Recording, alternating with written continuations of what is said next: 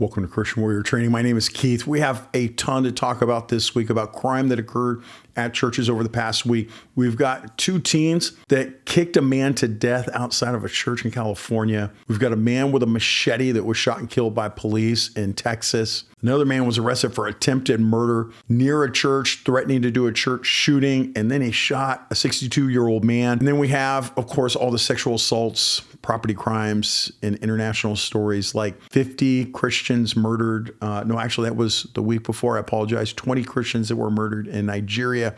Every week, Christians are being slaughtered in the tens. In Nigeria, we always talk about our brothers and sisters over there. We have so much to talk about. Now, look, this is going to have demonetization from YouTube because I have all the keywords that YouTube doesn't like. And I depend on subscriptions over at ChristianWarriorTraining.com to keep everything going here. If you can't afford it, please don't do it. In fact, if you're a pensioner, don't have money coming in, whatever, I'll give you a free comped lifetime subscription if you let me know. But if you have extra cash and you feel like throwing it our way so we can keep things running over here, I'd appreciate it, but you don't have to. It's always going to be free over here because we don't want to not give the information that's super important for you to keep your church safe. Our main goal is to save Christians around the world to make sure that they can continue to worship Christ in peace. All right, let's head over to the newsletter now and let's take a look at some of the big things. I always do a terror update in the very beginning of my newsletter. And the big one right now is that churches need to be concerned about is the war between Iran and Israel. I did a video yesterday that I published only on Substack, YouTube. Sorry, man.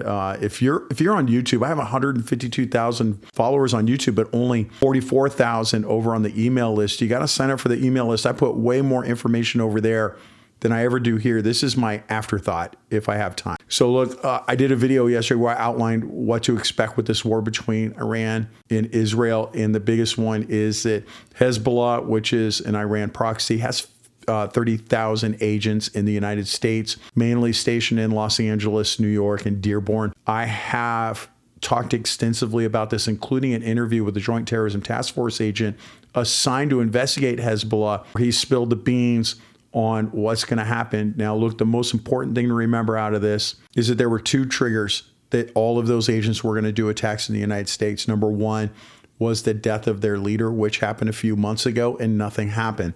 The second trigger and last trigger was a war between Iran and the United States. Now, look, that is coming. It's not here yet, but Iran has said that they're more than likely going to attack us, and then that means we're going to get involved. I am not fear-mongering. I am not trying to scare you. I'm definitely not trying to get you to lock your church down. Definitely don't do that. Don't stand out there with AR-15s, keeping people away. That is not what we do. You just have to work harder as a church security team member. Look, the reason why I bring it up is I want to tell the truth. I want to let you know the information that's out there so you can better protect your congregations.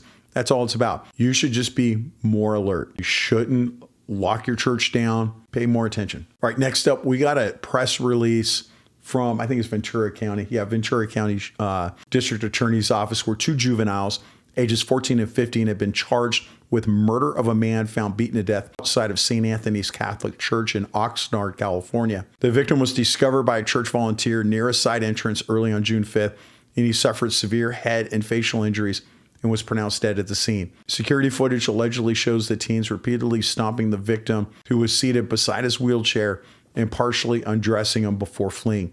Now, both suspects have been detained with arraignments continued to June 24th. With every time I talk about a news story, I always talk about things that I think your church needs to worry about and things that your church can do better to make sure something like this doesn't happen to you. Now, look, here, churches just need to think about how they're going to care for vulnerable people who seek refuge on your property, especially if it's overnight. Now, that means installing good lighting and security cameras. Look, 4K video systems, an alarm, burglar and fire alarm, are the most basic security measures any church can take, yet it's one that many churches don't take advantage of. So you want to make sure volunteers know how to safely engage with people in need and work with local outreach groups and law enforcement to have a plan in place to protect your people. Now, it's just not about protecting property. It's about taking seriously the risks They come with having people regularly on your site after hours, doing what we can to prevent tragedies before they happen. Okay, next up, we're going to head over to Conroe, Texas, where a 32-year-old man was shot by a police officer Monday evening at MLK Park in Conroe, Texas, near the grounds of a local church after allegedly swinging a machete and ignoring commands. Now, another news story I saw said it happened in the church parking lot. Exactly where in the church area I'm not exactly sure. Now, according to authorities, the man advanced toward the officer while demanding to be shot, prompting the officer to fire one round of self-defense. This is often called suicide by cop. They're too afraid to do it themselves, so they force law enforcement to do it for them.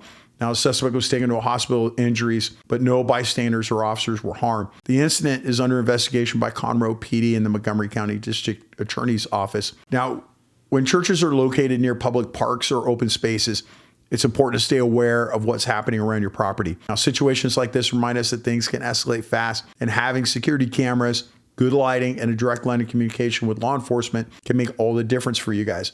Now, make sure your team knows what to do if they see something concerning. You don't want to try and handle it alone. Call the police, let them do their job. Now, being prepared is part of being a good steward of your church and the people around it. Now, I do want to point out that a majority of violent crime that occurs at churches happen outside of the hours of worship. They also occur by like a vast majority. We're talking like 75% of violent crime occurs in the parking lot or in church grounds, not inside of the church itself. All right, next up, we're going to head to Barstow, California, where we got an attempted murder. A 36-year-old man in Barstow was arrested on suspicion of attempted murder after a 62-year-old man was shot multiple times near the 700 block of South First, an area that includes several local churches. Now, the shooting occurred around 3 a.m. on June 7th. The victim was airlifted to a trauma center in critical but stable condition. Barstow PD identified the suspect, who was found to be on active parole following a detailed investigation that included scene processing and witness interviews. Now, look, as I stated before, most crimes occur after hours, after worship hours like this one at 3 a.m. All right, on to Ohio. Now, this incident is something that has been happening multiple times around the Ohio area, really, but it's been all over, and it's mainly at Catholic churches, and that's where they're holding festivals. Now, a major public disturbance involving 300 to 400 juveniles erupted in Mayfield Heights, Ohio, after St. Francis of Assisi Family Festival in nearby Gates Mills reached capacity on Saturday night. Now, the incident escalated with multiple fights, vandalism, theft, and an armed suspect pursuits after the festival was shut down early. Now, the youth moved into Mayfield Heights, where businesses were vandalized near Eastgate Plaza, prompting a large police response involving multiple jurisdictions. Now, officers used pepper balls to break up confrontations, and dozens of juveniles were arrested. City officials and church organizers plan to meet to prevent similar incidents at future events. Now, let me help you out with that ahead of time. So this has been happening repeatedly at church events like this one in the past year. Churches should consider implementing a multi-layered approach to crowd management and youth management. Now, this should include pre-registration for festival attendance, clear capacity limits with visible enforcement, designated supervision zones for youth, and partnerships with local law enforcement for event security planning. Now, additionally, offering structured post-event programming or chaperone transport options are going to prevent large unsupervised gatherings from spilling into nearby neighborhoods. Now, by taking these proactive steps in collaboration with community stakeholders, churches are going to better be able to still offer welcoming events like this one. Right now, some churches are just not doing a very good job, and we want those troubled youth to come in. I'm not saying to not do that, but if you're bringing troubled youth in, youth that have gang ties, youth that have criminal backgrounds, those are the people we want to bring into church so they can find Christ. But we need to make sure that we manage the event properly, and I'm not seeing these events being managed properly. And it's by sheer luck that we have not had more incidents. So if you have these types of events at your church, get the newsletter. I made some points in there about what to do. In fact, I think I'm probably going to do a structured article about how to handle these events so you can look at it in the future and figure out what you can do to make sure that your church is secure, and most importantly, the neighborhood around your church is secure. All right, next up, church security does an awesome job in Walton Beach, Florida. Now, a 36-year-old man was arrested after causing a disturbance with a BB gun in the parking lot of Destiny Worship Center in Fort Walton Beach, Florida, while 3 young children were in his car. Now, the incident occurred around 3:30 on Sunday when the man reportedly performed burnouts, acted erratically, and displayed what appeared to be an AR-15 style rifle. Church security, trained and armed, confronted him and instructed him to leave. Police arrived and de-escalated the situation, discovering the weapon was actually a BB gun, but without any kind of markings that would distinguish it from a real firearm. But truth be told, even if it had markings, like, how would you know? I know gang members that have taken rifles, AR-15s, and spray painted them colors to make it look like a toy, so people would delay their reaction in shooting them. All right, so church security did a great job, it sounds like. Look, let's talk about what we're all wondering. What happened if church security shot this guy? Well, you definitely wouldn't be wrong. The big thing comes down to, what was your frame of mind when that shooting occurred? If you thought your church or yourself were at risk, some kind of deadly force or great bodily injury, and you use deadly force to stop that, especially in Texas, more than likely you're going to get cleared. Now, my recommendation to you is that you have self-defense insurance. Now, if you head over to the link below in the description, I have the link to my link to Right to Bear, which I reviewed all 11 major self-defense insurance companies, and Right to Bear stood out as the best for church security.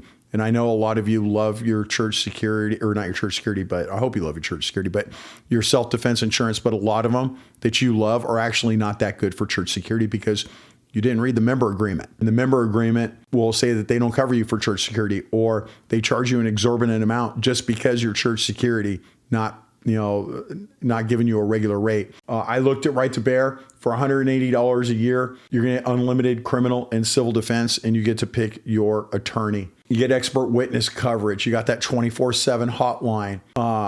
You got psychological support, which I think is really important after you get into a shooting. You're going to need help because you're a good Christian man or woman, and this is going to affect you deeply. Because I talked to Right to Bear and I told them about how important it is for you guys to have self-defense insurance. They're going to give you multi-state coverage and bail bond coverage as well.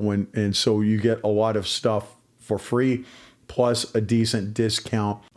Hit that link down in the description. They're not sponsoring me like you see in other channels where they're promoting their favorite self-defense insurance company. I don't accept that. I can clearly go to one of these companies and demand $30,000, $40,000 a year for me to speak their name. I don't get that from Right to Bear because I want to remain impartial. Every third quarter of the year, I will review all the plans to make sure I pick the right one for you. Right to Bear is doing a great job right now. Just my 2 cents. All right, we're going to move on to the worst part of this newsletter, and that's sex crimes. Your pastor is more likely to molest a child than for you to have an active shooter. I hate saying that. I really do. But every week we have at least 3 sexual assaults committed by church staff in this newsletter. These are fresh arrests, not talking about something that happened a while ago and we're covering the court case. This is in the last week, every week. And these are the ones that we know about that were reported in the press. What about the ones we don't know or churches covered up? This by far, I think, outside of property crimes, which would be, your burglary, vandalism, arsons. I think that sex crimes is the biggest problem in American Christian churches right now, but yet I don't see anybody conducting any training on it. So just my 2 cents. Let's talk about all the horrible things that happened to our children and vulnerable adults this last week. Now, we're going to go on to Columbus, Ohio, where a former pastor of Pathway Apostolic Church in Southwest Columbus, Ohio, has been indicted on more than 20 felony charges related to the sexual assault of 2 teens. The indictment issued in Pickaway County on June 5th alleges that the abuse took place between 2022 and 2024. The 39-year-old former pastor faces 11 counts of sexual battery and 6 counts each of unlawful sexual conduct with a minor. I don't know what this is. I don't think I've ever heard this before. Importuning. What is importuning? Oh, it's persistently and annoying and urging or requesting someone to do something. I've never seen that as a charge. Okay, we learn something new every day. All right, sorry, man, you're going to learn this with me. He was arraigned in Pickaway County Common Pleas Court and released after posting a $250,000 bond. Now, look, let's talk about what you're going to do to prevent this in your church. Now, to prevent this, churches need to have clear policies in place when it comes to working with youth. That includes background checks for all staff and volunteers. All. Churches don't like that, but you have to. This includes your pastor, like all your pastoral staff. Now, make sure that no adult is ever alone with a minor. I see that one violated the most. And creating a culture where people feel safe reporting concerns. Regular training and outside reviews of these policies can also go a long way in keeping everybody accountable. Now, it's not just about the rules. It's about making sure that our churches are safe places for our most vulnerable people that worship among us. We're going to go to Burlington County, where a Seventh-day Adventist church in Burlington City, New Jersey, has been charged with multiple sex crimes involving a minor under the age of 13. Now, according to Burlington County Prosecutor's Office, the alleged assaults by the 44-year-old suspect occurred over a 2-year period at various locations within the county. He faces a total of 26 charges, including aggravated assault, sex assault, and debauching the morals of a child. Now, the investigation is ongoing and authorities are seeking additional information from the public. Keep in mind the information I just gave you about how to prevent this. Next up, we're moving to Tucson. A 57-year-old Tucson man has been arrested on multiple counts of child molestation and sexual conduct with a minor, with allegations involving boys he met through Golden Dawn Tabernacle, which is also known as Tabernaculo Emmanuel. According to Tucson police, the incidents occurred between 2004 and 2012, involving victims aged 12 and 14 at that time. Now, the investigation was prompted by a report in 2012 and expanded in 2025 when a second victim came forward. Detectives identified several incidents of inappropriate contact involving boys from the church. The suspect was taken into custody on April 17th and remains held on a $250,000 bond with an immigration hold on top of that. Now, churches have to understand that predators often target faith communities because they know that there are many children present and that Christians are often trusting and quick to forgive. Now, this is why we can't afford to be naive or passive when it comes to protecting children. Churches need strong enforced policies, mandatory reporting policies, and a commitment to transparency and not secrecy when abuse is suspected. The Bible is clear about how seriously God takes this issue. Going back to Matthew chapter 18, verse 6, if anyone causes one of these little ones, those who believe in me, to stumble, it would be better for them to have a large millstone hung around their neck and to be drowned in the depths of the sea.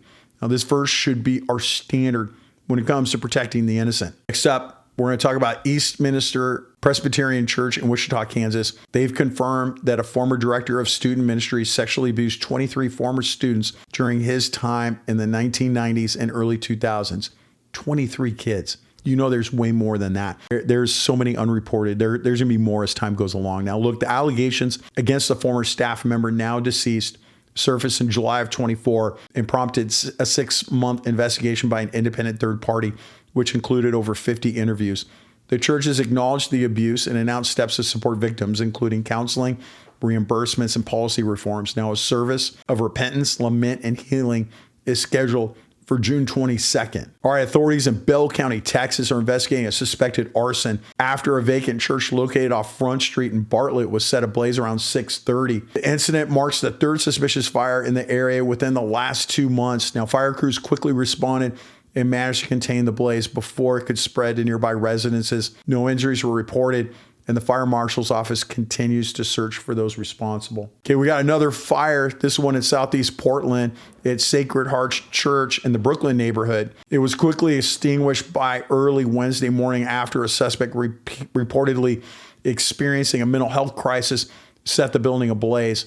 Now, the suspect later called 911 to report their actions and was arrested by Portland police on a second-degree arson charge.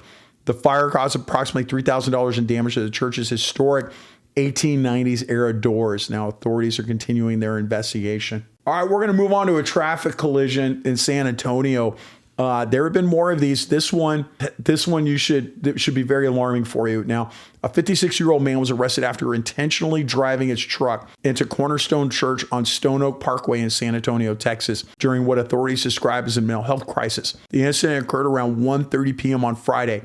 Witnesses reported the driver revving his engine and accelerating multiple times before crashing through the church's front doors and driving approximately 20 feet inside. The firefighters quickly extinguished a potential fire hazard from the vehicle, and the suspect was taken to a hospital for evaluation, and he will face criminal mischief charges when he's released. Now, look, this has been happening more and more. It's almost on a weekly basis at this point. So if you do not have any kind of an anti-vehicle ramming measure at your church, you're leaving your congregation at risk. Now, placing bollards in front of the doors, it doesn't make your church unwelcoming, and it doesn't prevent pedestrian access. They're very simple measures. I mean, can you imagine? He can go farther than 20 feet. Most churches I go into, in fact, I was just in one recently here in Idaho in the children's ministry. They had the children's ministry face the parking lot on the main drive through this very large, thousands of people church. And I could have taken my Ram 2500 and rammed straight into each classroom individually and killed all those children. I don't know why people aren't taking more anti-ramming measures in their churches. We have so much work to do. Look, we have so much to worry about. We have to help the poor. We have to help those that are struggling. We have to bring more people to Christ. We have to help our current congregation stay faithful. But if we're not creating a safe environment for them and some big events happening, which I think they're coming, then we're going to lose a lot of people. And we have to take care of our people. I think we can do much better. Next up, we got a former financial secretary of First Baptist Church in Powellsville, North Carolina, has been charged with embezzling more than $27,000. Now, the Bertie County Sheriff's Office reported that the funds were misappropriated between June and September 2020. Authorities say the secretary refused to release financial records when requested, prompting an investigation that led to 5 counts of embezzlement by a treasurer of a charitable or religious organization. Now, look, you should be doing a financial audit every year. I know it's a lot of work, but you have a duty to secure the church's finances. I wrote an article on things you can do to prevent an incident like this. You can head over to the newsletter, and I've got a link to that, but it's 5 steps you can take to protect church offerings. And it talks about things like doing audits and just some basic measures to protect your offerings that people give you. We have a duty to protect the money that people give us to further our work as a church. All right, next up, Old Pass Baptist Church in Northfield, Minnesota was vandalized with its front window smashed shortly after members of the congregation participated in street preaching outside the local Pride and the Park event. Now, the church is known for its outspoken and controversial evangelism, and it was discovered the damage the following morning. Now, Northfield police are investigating the incident and have not yet determined whether it was motivated by religious bias, actions at the Pride event, or another cause. Now, look, a 4K video system and a burglar alarm and a fire alarm are the most basic security tools that every single church should have. Here, a 4K video system could have identified the suspects, and a burglar alarm would have let you know that somebody broke the window so you can come secure your church. All right, I just want to talk real quick about what's going on in Nigeria. I cover this every week, but recently a Nigerian bishop who testified before the U.S. Congress in March about the violent persecution of Christians in his diocese is now facing direct retaliation, including an attack on his home village that left over 20 people dead. Bishop Wilfred Enagbi reported that 4 deadly attacks took place in his Makurdi diocese between May 23rd and June 1st, allegedly carried out by Islamic jihadist groups. Now, a lot of times they will call them Fulani herdsmen. They're actually ISIS is what it comes down to. Now, look, they have killed hundreds of people in Nigeria, with 69% of all Christian killings globally occurring in Nigeria. They are the most persecuted. And I see so many Nigerian immigrants coming to my home state of Idaho and to other countries. They are fleeing there, and the Islamicists are taking over. The jihadis are taking over that country. We're going to lose Nigeria.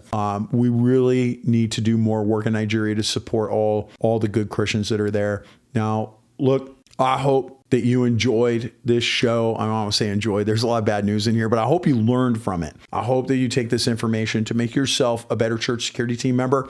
If you don't have a church security team, I hope that this inspires you to better secure your church. I have all the resources you need over at ChristianWarriorTraining.com. It's all free. Every bit of it. You can hit the training tab and you can take a bunch of training for free. It's my gift to you as a fellow follower of Christ. If you want to support what I'm doing, the single best way is to go to ChristianWarriorTraining.com and then do a paid subscription. That helps me immensely over here, but it's not necessary. Just whatever you find in your heart. I want you to pray for all of our churches. There are some perilous times coming. I'm worried. I don't want to be a fearmonger, but I want to tell the truth about stuff that we know. And since I don't know, at least for the last 25 years, we've been told that there are 30,000 Hezbollah agents in the United States and that they will unleash themselves upon our population if we go to war with Iran. We're very close. And I am worried about what's next. Does that mean it's definitely going to happen? No. Does it mean you should lock your church down? No. I think even with the riots going on, I don't think you should lock your church down. You should actually keep it open because the rioters are the ones that need Christ the most, obviously, right? Look, I hope this helps you. Leave a comment down below. Let me know what you think. Pray for our churches. Pray for our safety. And I want you to remember your ABCs. Always be caring.